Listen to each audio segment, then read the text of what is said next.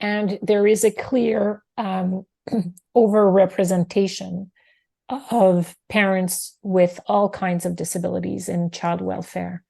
The most often discriminated against are parents who have an intellectual disabilities. And then it's physical disability, like someone with a spinal cord injury, for example, and then sensory, so vision impairment or hearing impairment.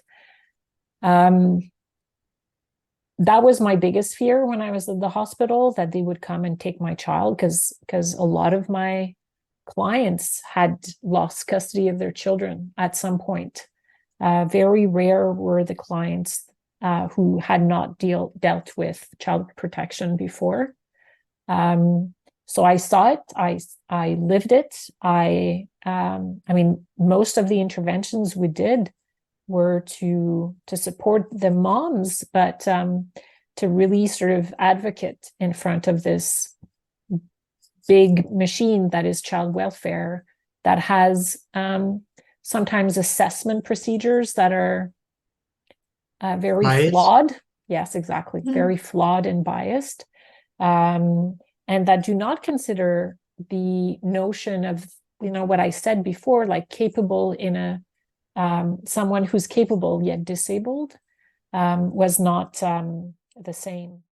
And those children are definitely turning into some awesome people, fixers and understanding the world. And I'm not just the fixing kind of thing, but also they have more empathy. They're a lot, they understand a lot more about the world, I think. Yes, they're more inclusive, and the world needs that. I think, like you mentioned, society. How many times has it been difficult for me? I mean, going to the park, difficult. I couldn't get into the sand because of my wheelchair, or like going to the arena and making sure that I could watch his hockey games, or going to the pool. Those are all things that should be accessible to everyone, including kids who have disabilities themselves.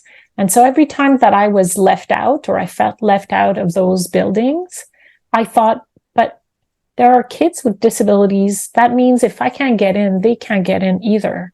I was very I think frustrating for me, because I was like, no, these kids need to socialize with other children, and our children need to socialize with kids who have all kinds of different abilities and disabilities.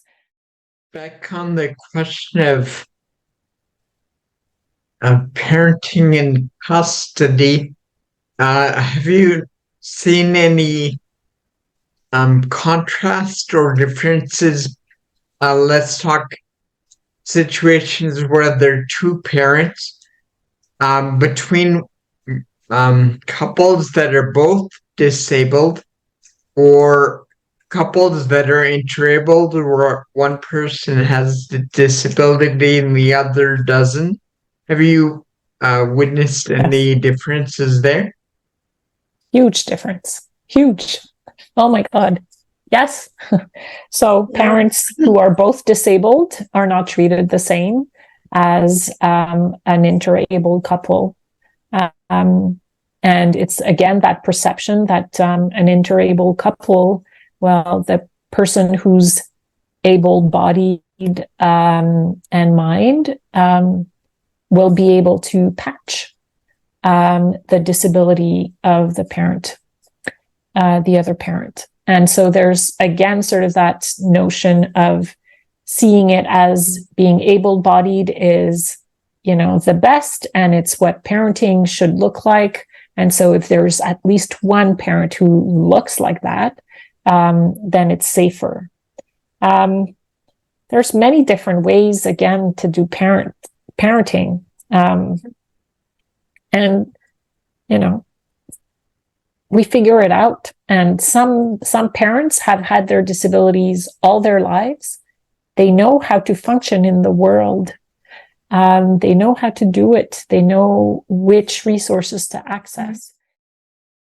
You know, you said something that's very true in talking about like financial resources, for example.